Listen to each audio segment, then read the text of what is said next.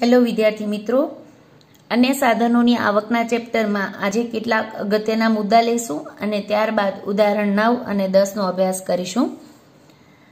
પહેલી વાત કરીએ છીએ મજરે મળતી રકમોની.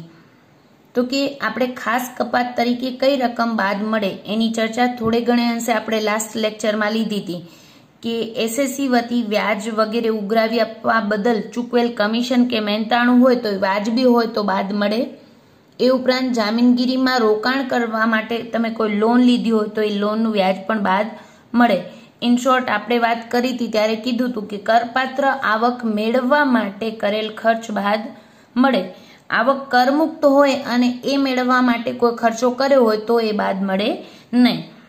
ત્યારબાદ છે એસએસસીની માલિકીના પ્લાન્ટ, યંત્રો, મકાન કે ફર્નિચર ભાડે આપ્યા હોય તો તે ભાડાની આવકમાંથી નીચેની કપાતો બાદ મળે. આપણે ભાડે આ યંત્રો, મકાન આપ્યા છે, ફર્નિચર ભાડે આપ્યું છે તો એ ભાડાની આવક કમાવા માટે આપણે કંઈક ખર્ચા કર્યા છે તો આવક કમાવા માટે ખર્ચ કર્યા હોય તો એ બાદ મળે. દાખલા તરીકે છે ચાલુ મરામતનો ખર્ચ, વીમો, ઘસારો, નહીં સમાયેલ ઘસારાની આગળ ખેંચેલ રકમ વગેરે બાદ મળી શકે. ત્યારબાદ ફેમિલી પેન્શન, કુટુંબ પેન્શનની આવકની બાદ કરમુક્તિની વાત ખાસ ધ્યાન રાખવી કે ફેમિલી પેન્શન હોય, મેં તમને આગળના લેક્ચરમાં કીધું હતું કે ફેમિલી પેન્શન માટે મેળવવા માટે કોઈ ખર્ચ કર્યો હોય તો એ બાદ મળે નહીં, પરંતુ ફેમિલી પેન્શનની આવકમાંથી અમુક કરમુક્તિ મળે છે. એ કેટલી છે તો કે જેટલી ફેમિલી પેન્શનની રકમ મળી હોય એના 33.33% અથવા 15,000, બે પૈકી જે ઓછી રકમ હોય ને એ તમને એટલી કપાત તરીકે બાદ મળે, બાકીની કરપાત્ર આવક ગણાય. યાદ રાખીએ ફેમિલી પેન્શનની કરમુક્તિની રકમ છે, બાકી ફેમિલી પેન્શન મેળવવા માટે તમે કોઈ ખર્ચ કર્યો હોય તો એ બાદ મળતો નથી. પછી છે લેખકોને મળતી રોયલ્ટી. રોયલ્ટીનો નિયમ એવો છે કે રોયલ્ટી જો 25,000થી ઓછી હોય તો રોયલ્ટીની રકમના 25% અને 5,000 બે પૈકી જે ઓછી રકમ હોય એ બાદ મળે. અને જો રોયલ્ટીની રકમ 25,000થી વધુ હોય તો દસ્તાવેજી પુરાવાના આધારે વાજબી ધોરણે વધુ કપાત બાદ મળી શકે છે. પછી છે વળતર કે વધારાના વળતરની બાકીની રકમ પર વ્યાજની આવક મળી હોય તો તેવી વ્યાજની આવકમાંથી 50% રકમ બાદ મળે. અને આ આપણે જોયું હતું ઉદાહરણ 4માં, બાકી વળતર પર વ્યાજ મળેલ હોય અને એના ઉપર 50% રકમ આપણે 4,30,000ના 50% 2,15,000 બાદ કર્યું હતું. ઉદાહરણ 4માં આ એપ્લિકેબલ હતું, બરાબર.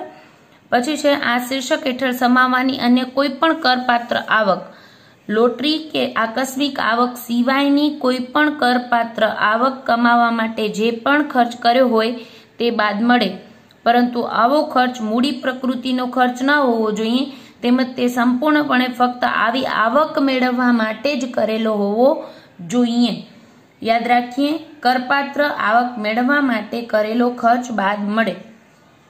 લોટરી કે આકસ્મિક આવકો સિવાયની, આપણે જીતવાની કોઈ પણ રકમ, જુગારની, પત્તાની, ઘોડાદોડ, લોટરી, કોઈ પણ હરીફાઈ વગેરે માટે જે ખર્ચ કર્યો હોય એ બાદ મળતા નથી. ક્લિયર? એને લગતી આગળ ચર્ચા લઈએ કે આકસ્મિક આવક અંગે પર્ટિક્યુલર અમુક નિયમો છે.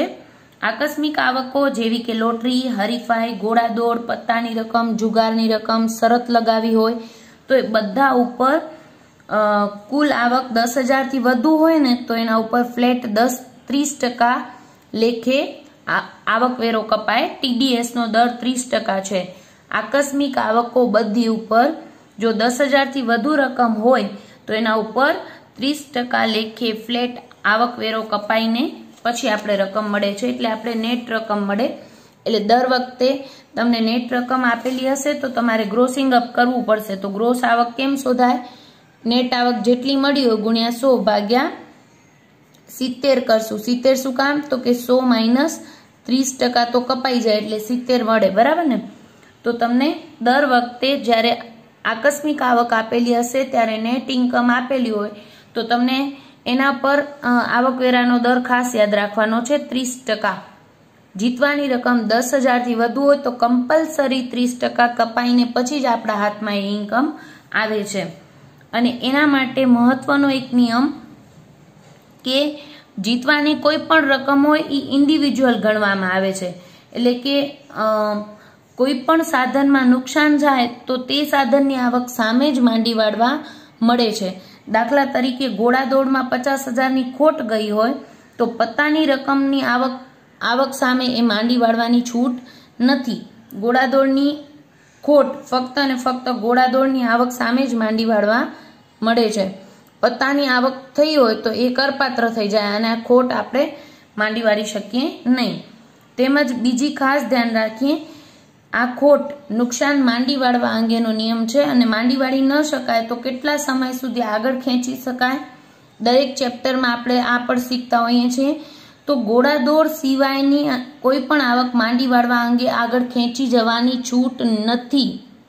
ફક્ત ઘોડાદોડની આવક હોય તો ઘોડાના માલિકોની દ્રષ્ટિએ ઘોડાદોડની ખોટ હશે તો એ 4 વર્ષ સુધી આગળ ખેંચી શકાશે. અન્ય કોઈ પણ આવક જે આકસ્મિક આવક છે મેળવવા માટે તમે લગાવ્યો હોય કોઈ રકમ અને તમને ખોટ ગઈ તો એ ખોટ તમે આગળ ખેંચવાની છૂટ નથી. ક્લિયર છે એટલું? આ જ વર્ષે જો તમે પત્તામાં જીત્યા અને બીજી વાર તમે 4 મહિના રહીને પત્તામાં હાર્યા તો એના સામે માંડી વાળી શકશો આ જ વર્ષે, પણ આગળ ખેંચી જઈ શકાશે નહીં. ફક્ત ઘોડાદોડની આવક 4 વર્ષ સુધી આગળ ખેંચી શકાશે. હવે વાત કરીએ મજરે ન મળતી રકમો, બાદ ન મળતી રકમો. જો કે એની ચર્ચા આપણે થોડે ઘણા અંશે લઈ જ લીધી છે, તો એના સિવાયના 1-2 ટોપિક છે કે અંગત ખર્ચ હોય તો બાદ ન મળે, આવકવેરો બાદ ન મળે, સંપત્તિ વેરો બાદ નહીં મળે. ત્યાર પછી ભારત બહાર ચૂકવવાનું વ્યાજ હોય તો એ પણ બાદ નહીં મળે. ભારત બહાર ચૂકવવાનો પગાર હોય તો એ પણ બાદ નહીં મળે. લોટરી, વ્યૂહરચના, હરીફાઈ, પછી પત્તાની રમત કે અન્ય કોઈ પણ આકસ્મિક આવક, જુગારની આવક કમાવા માટે કરેલો ખર્ચ બાદ નહીં મળે. ભલે એ આવક કરપાત્ર છે પણ આ કરપાત્ર આવક મેળવવા માટે કરેલો ખર્ચ બાદ મળતો નથી. 115 BBDA ની જોગવાઈ મુજબ ડિવિડન્ડની આવકની ગણતરી વખતે તે મેળવવા માટે થયેલ ખર્ચ પણ કપાત તરીકે બાદ મળે નહીં, કારણ કે ડિવિડન્ડની આવક કરમુક્ત આવક છે એ મેળવવા કરેલ ખર્ચ બાદ મળે નહીં. એટલે તમારે આજના ટોપિક પાર્ટ નંબર 3 અને પાર્ટ નંબર 4 ના જે મેઇન રૂલ્સ છે એ ઇમ્પોર્ટન્ટ ખાસ યાદ રાખવા. કુટુંબ પેન્શનને લગતી જોગવાઈ, પછી રોયલ્ટીને લગતી જોગવાઈ, તે ઉપરાંત લોટરીને લગતી જોગવાઈઓ, તે ઉપરાંત લાસ્ટ લેક્ચરમાં એક લીધું હતું પોસ્ટ ઓફિસ બેંક ખાતાની જોગવાઈ 3500 સુધી ઇન્ડિવિજ્યુઅલ એકાઉન્ટ હોય તો અને જોઈન્ટ એકાઉન્ટ હોય તો 7000 સુધી કરમુક્તિ મળે, બાકીના કરપાત્ર. આવા બેઝિક રૂલ્સ યાદ રાખવાના છે. અને કલમ 10-15 હેઠળની સંપૂર્ણ કરમુક્ત સરકારી જામીનગીરીઓનું આ લિસ્ટ છે એ ખાસ યાદ રાખવાનું છે. આ લિસ્ટમાં હોય એવી જ સરકારી જામીનગીરીઓ સંપૂર્ણપણે કરમુક્ત છે. એ સિવાય એવું નામ હોય તો પણ એ બાદ મળે નહીં, એ કરપાત્ર ગણાય. એટલે ઘણીવાર નામમાં ફેરફારથી પણ મિસ્ટેક કરતા હોય છે વિદ્યાર્થીઓ. લઈએ છીએ ઉદાહરણ 9. શ્રી નરેન્દ્ર કુમારે 31 માર્ચ 2020ના રોજ પૂરા થતા વર્ષ માટે રોકાણોની વિગતો નીચે મુજબ આપી છે. 3,09,000ના મ્યુનિસિપલ ડિબેન્ચર, તમને ઓલરેડી TDS નો કાંઈ દર નથી આપ્યો અને ડિબેન્ચરની રકમ અને વ્યાજનો દર એટલે ડાયરેક્ટ ગ્રોસ જ આવશે. 3,20,000ના 7.5%ની ભારત સરકારની કરમુક્ત જામીનગીરી. હમણાં મેં એટલે જ ખાસ આ લાઈન બોલી કારણ કે ભારત સરકારની કરમુક્ત જામીનગીરી આવો વર્ડ જોવે એટલે વિદ્યાર્થીઓ કહેશે આ તો સરકારી જામીનગીરી અને એ પાછી કરમુક્ત છે એટલે અહીંયા કરમુક્ત ગણાય, આ કરપાત્ર ગણાય નહીં. પણ ના, આ કલમ 10-15ના લિસ્ટમાં નથી. આ 10-15ના લિસ્ટમાં હોય એ જ કરમુક્ત સરકારી જામીનગીરીઓ છે, એટલે આ કરમુક્ત જામીનગીરી નથી. ક્લિયર? નામ ઉપરથી ના જવું, એ લિસ્ટ આખું જોઈ લેવું. એટલે 3,20,000ના 7.5% લેખે ડાયરેક્ટ ગ્રોસ આવક જ તમને મળશે. 1,00,000ના 7.5%ના પોર્ટ ટ્રસ્ટના બોન્ડ, એ પણ ગ્રોસ જ આવક ડાયરેક્ટ મળશે. પછી કીધું છે 90,000ના 10%ના જલારામ લિમિટેડના કરમુક્ત ડિબેન્ચર અને TDS નો દર આપ્યો છે. વેપારી જામીનગીરી અને કરમુક્ત હોય તો ગ્રોસિંગ અપ થાય ને થાય જ. ભલે તમને ડિબેન્ચરની રકમ અને વ્યાજનો દર આપ્યા હોય તો એ ટીડીએસ હોય એટલે તમે શું કરશો, કરમુક્ત જામીનગીરી હોય, વેપારી જામીનગીરી એટલે ગ્રોસિંગ અપ થાય ને થાય, એટલે આને ગ્રોસિંગ અપ કરવું પડશે. 10,000ના 6.5% treasury saving deposit certificate, yes આ કરમુક્ત સરકારી જામીનગીરી છે, કલમ 10-15 હેઠળ કરમુક્ત છે. ત્યારબાદ છે લિસ્ટ ખાસ જોઈ લેવું. 5,000ના 9%ના એક કંપનીના પ્રેફરન્સ શેરો, કાંઈ ન કીધું હોય તો ભારતીય કંપની છે એમ માનીએ એટલે કરમુક્ત ગણાય. 40,000ના 9%ના ક્ષ લિમિટેડના કરમુક્ત ડિબેન્ચર શેર બજારમાં નોંધાયેલા છે અને ટીડીએસનો દર 10% છે. ક્ષ લિમિટેડના વેપારી જામીનગીરીને કરમુક્ત જામીનગીરી, કરમુક્ત વેપારી જામીનગીરી એટલે ગ્રોસિંગ અપ થાય ને થાય જ, એટલે આપણે ગ્રોસિંગ અપ કરશું. તેણે ભારત સરકારની કરમુક્ત જામીનગીરીઓ ખરીદવા માટે લોન લીધી હતી. આ કરમુક્ત જામીનગીરી ખરીદવા માટે લોન લીધી છે અને તેના પર 1840 વ્યાજ ના ચૂકવ્યા. હવે આ કપાત ખાસ કપાત તરીકે બાદ મળે કે ન મળે એના માટેના બેઝિક રૂલ આપણે આજે જોયા અને લાસ્ટ લેક્ચરમાં પણ જોયા હતા. બેઝિક શું યાદ રાખવાનું છે, આ શેના માટે લોન લીધી છે, લોનનું વ્યાજ 1840 ચૂકવ્યું, બાદ મળે કે ન મળે, તો કે લોન શેના માટે લીધી છે, ભારત સરકારની કરમુક્ત જામીનગીરી ખરીદવા. એ જામીનગીરીનું વ્યાજ કરપાત્ર છે, તો કે હા, કરપાત્ર આવક મેળવવા માટે કરેલ ખર્ચ બાદ મળે એટલે બાદ મળશે. પછી છે જલારામ લિમિટેડના ડિબેન્ચર્સ ખરીદવા માટે લોન લીધી, એના વ્યાજના 3,000 ચૂકવ્યા, તો એ પણ કરપાત્ર છે આવક, એટલે એના માટે કરેલ ખર્ચ પણ બાદ મળશે. તેણે વ્યાજ ઉઘરાવવા બેંક કમિશનના 260 ચૂકવ્યા. હમણાં જ આપણે જોયું વ્યાજ ઉઘરાવવાનો ખર્ચ કમિશન બાદ મળે, તો આપણે આ પણ બાદ મળશે. ત્યારબાદ છે ડિવિડન્ડ ઉઘરાવવા અંગે 30 રૂપિયા ચૂકવ્યા છે. આ પ્રેફરન્સ શેરનું ડિવિડન્ડ ચૂકવવા માટે તો ઉઘરાવવા માટે ખર્ચ કર્યો, પણ એ આવક કેવી છે, કરમુક્ત છે. કરમુક્ત આવક મેળવવા માટે ખર્ચ કર્યો તો એ બાદ મળે નહીં, એટલે આ 30 રૂપિયા બાદ મળશે નહીં. આકારણી વર્ષ 2020-21 માટે અન્ય સાધનોની આવકના શીર્ષક હેઠળ કરપાત્ર આવક ગણો. આપણે ફોર્મેટ બનાવી લીધું છે શ્રી નરેન્દ્ર કુમારની અન્ય સાધનોની કરપાત્ર આવકની ગણતરી. એક પછી એક લેતા જઈએ. પેલું આપેલું છે તમને મ્યુનિસિપલ ડિબેન્ચરનું વ્યાજ કેટલું છે, તો કે 3,00,000ના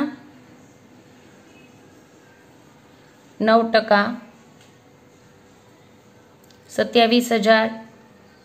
અહીંયા એક જ કોલમ બનાવશો તો ચાલશે, અન્ય સાધનોની આવકમાં એક જ કોલમ બનાવવી. પછી છે ભારત સરકારની કરમુક્ત જામીનગીરી,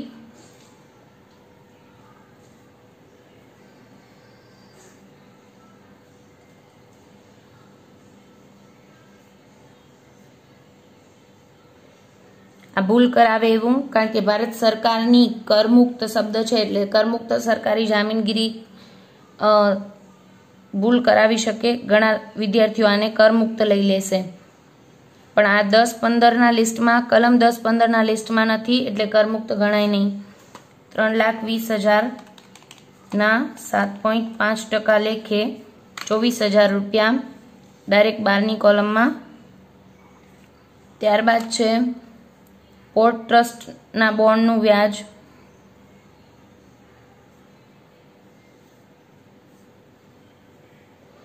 બોન્ડ છે 1,00,000ના અને વ્યાજનો દર 7.5%, એટલે 7,500 વ્યાજ કરપાત્ર ગણાય. ચોથું આપેલું છે તમને જલારામ લિમિટેડના ડિબેન્ચરનું વ્યાજ અને એ આપેલા છે 90,000ના 10%, એટલે વ્યાજ થાય 9,000, પણ ટીડીએસ કપાઈને આટલું મળ્યું છે.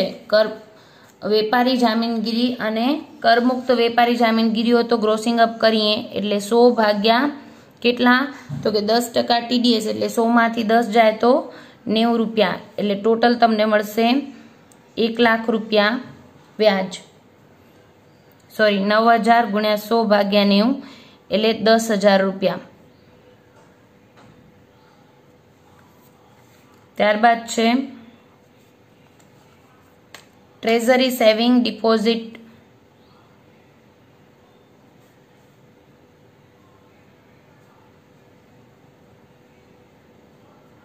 સર્ટિફિકેટ બ્રેકેટમાં લખશું કલમ 10-15 હેઠળ કરમુક્ત બારની કોલમમાં ડેશ કરશું. છઠ્ઠું છે પ્રેફરન્સ શેર પર ડિવિડન્ડ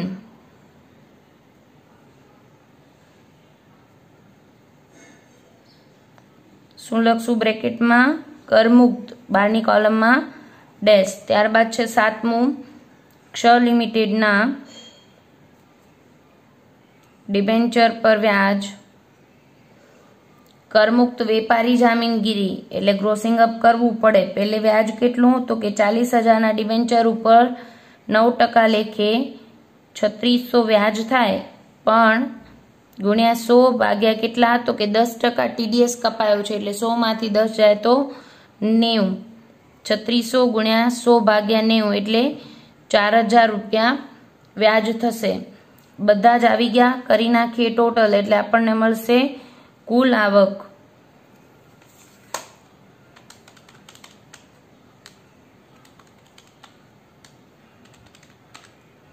72,500.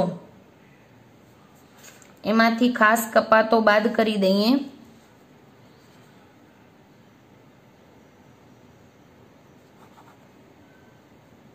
પેલે ભારત સરકારની જામીનગીરી માટે લીધેલ લોનનું વ્યાજ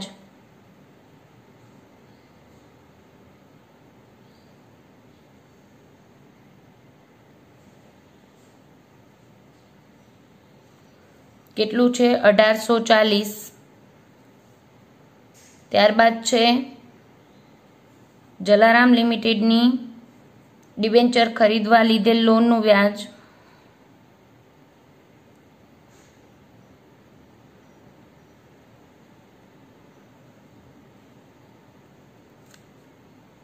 $3,000 એ પણ બાદ મળશે. અને વ્યાજ ઉઘરાવવા માટે બેંક કમિશન ચૂકવ્યું છે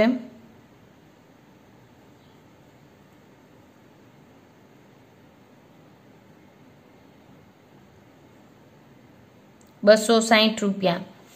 આમ કુલ 1840 પ્લસ 3,260 ટોટલ 5100 રૂપિયા ખાસ કપાત તરીકે બાદ મળશે. 72,500 માંથી બાદ કરી દઈએ તો આપણને મળશે 67,400 અન્ય સાધનોની કરપાત્ર આવક.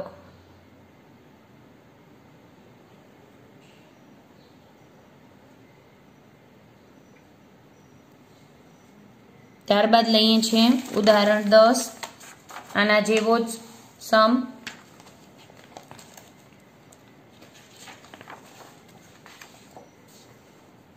શ્રી નીરજની આવક અને ખર્ચની વિગતો પરથી 31 માર્ચ 2020ના રોજ પૂરા થતા પાછલા વર્ષની અન્ય સાધનની કુલ કરપાત્ર આવક નક્કી કરો. પહેલું કીધું છે 31 માર્ચ 2020ના રોજ પૂરા થતા વર્ષ દરમિયાન મળેલ આકસ્મિક આવકો આપી છે. આકસ્મિક આવકોમાં લોટરીનું ઇનામ નેટ 70,000 મળ્યું છે. મૂળ સ્થાનેથી કરકપાત ઓલરેડી આપણે ખબર છે લોટરી જીતવાની આકસ્મિક આવકો ઉપર ટીડીએસનો દર કેટલો છે 30%. 10,000 થી વધુ રકમ હોય એટલે કમ્પલસરી એના ઉપર 30% લેખે ટીડીએસ કપાય એટલે આપણે ગ્રોસિંગ અપ કરવું પડશે. ત્યારબાદ છે શબ્દ રચના હરીફાઈનું ઇનામ એ પણ આકસ્મિક આવક છે પણ ગ્રોસ જ આપ્યું છે એટલે ગ્રોસિંગ અપ કરવાની જરૂર પડશે નહીં. ત્યારબાદ વારસામાં મળેલ રકમ 15,000. વારસામાં કોઈ પણ રકમ મળે તો એ શું છે સંપૂર્ણપણે કરમુક્ત છે એટલે એ કાંઈ કરવાનું નથી. ત્યારબાદ છે આણંદજી કલ્યાણજી લિમિટેડના ઇક્વિટી શેર પર ગ્રોસ ડિવિડન્ડ મળ્યું છે 11 લાખ. ડિવિડન્ડ ઉઘરાવી 11 લાખ અને ડિવિડન્ડ ઉઘરાવી આપવા બદલ બેંકે 2600 કમિશન વસૂલ કર્યું હતું અને આણંદજી કલ્યાણજી લિમિટેડના શેરમાં રોકાણ કરવા લોન લીધી હતી એના ઉપર 12,540 વ્યાજ ચૂકવવું પડ્યું હતું. હવે મેઇન ટોપિક આ દાખલાનો ઓલરેડી આપણે ચર્ચા લઈ જ ગયા છીએ લાસ્ટ લેક્ચરમાં પણ ને આજે પણ ચર્ચા કરી એ વસ્તુની. લાસ્ટ લેક્ચરમાં વાત કરી હતી કે આકારણી વર્ષ 2017-18 થી જે સુધારો આવ્યો છે એ મુજબ ભારતીય કંપનીનું ડિવિડન્ડ ભલે કરમુક્ત છે પણ 10 લાખ સુધી કરમુક્ત છે. 10 લાખથી ઉપર જાય તો વધારાનું ડિવિડન્ડની આવક કરપાત્ર છે. એટલે અહીંયા 11 લાખ છે એટલે 10 લાખ ઉપર ગયા, વધારાના 1 લાખ એ કરપાત્ર ગણાય અને એના ઉપર 10% કરવેરો ભરવો પડે, પ્લસ સરચાર્જ અને plus health and education cess પણ લાગુ પડે. ક્લિયર? એટલે અહીંયા અન્ય સાધનની આવકમાં ફક્ત આપણે કુલ આવકની ગણતરી કરવાની છે, આવક વેરો કેટલો ભરવો પડે એની ગણતરી નથી કરવાની. એટલે આપણે કરપાત્ર આવક કેટલી ગણાશે તો કે 10 લાખ સુધી કરમુક્ત છે, ઉપરની 1 લાખ કરપાત્ર આવક ગણાશે. અને આજના લેક્ચરમાં જે ચર્ચા કરી કે હમણાં જ વાત કરી આપણે કે ડિવિડન્ડ આવકની ગણતરી વખતે તે મેળવવા માટે થયેલ કોઈ પણ ખર્ચ કપાત તરીકે બાદ મળે નહીં. એટલે ડિવિડન્ડ કરમુક્ત આવક છે એ મેળવવા માટે કોઈ પણ કરેલ ખર્ચ, ભલે અત્યારે 1 લાખ કરપાત્ર થાય છે પણ એ તો 10 લાખથી વધી ગયા એટલે, અધરવાઇઝ ડિવિડન્ડની આવક કરમુક્ત છે તો એ મેળવવા માટે કરેલો કોઈ પણ ખર્ચ તમને બાદ મળશે નહીં. એ પછી એ ડિવિડન્ડ ઉઘરાવી આપવાનો ખર્ચ હોય કે એ શેરમાં રોકાણ કરવા માટે તમે લોન લીધી હોય અને વ્યાજ ચૂકવ્યું હોય, કોઈ પણ ખર્ચ તમને બાદ મળશે નહીં. આ દાખલાનો આ મેઇન ટોપિક. કરીએ સ્ટાર્ટ. બાકી 2 જ વિગતો, 2-3 વિગત જ છે. શ્રી નીરજની અને સાધનોની કરપાત્ર આવકની ગણતરી દર્શાવતું પત્રક. આપણે પહેલે લઈએ છીએ લોટરીનું ઇનામ. લોટરીનું ઇનામ તમને આપેલું છે 70,000 નેટ. તો આપણે ગ્રોસિંગ અપ કરીએ. 70,000 ગુણ્યા 100 ભાગ્યા કેટલા તો કે 100 ટોટલ, એમાંથી 30% ટીડીએસ કપાઈ જાય એટલે બાકીના 70. એટલે તમે ગણતરી કરશો તો મળશે 1 લાખ રૂપિયા. ત્યારબાદ છે શબ્દ રચના હરીફાઈનું ઇનામ.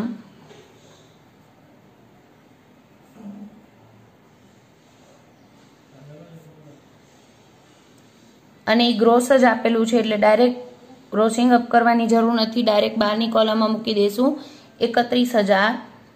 ત્યારબાદ છે વારસામાં મળેલ રકમ.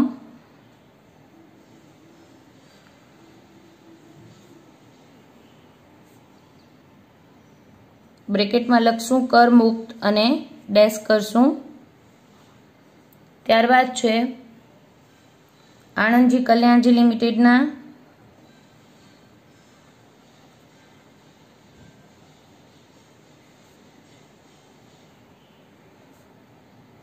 શેરનું ડિવિડન્ડ.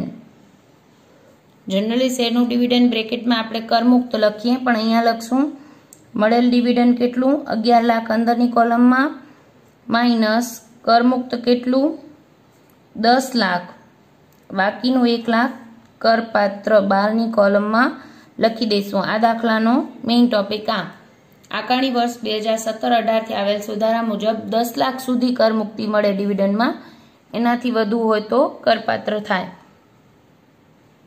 બધા જ આવી ગયા. કરી નાખીએ ટોટલ 2,31,000. અને આમાં કાંઈ ખાસ કપાતો મળતી નથી, આપણે જાણીએ છીએ એટલે આપણે લખશું અન્ય સાધનની કરપાત્ર આવક. Thank you.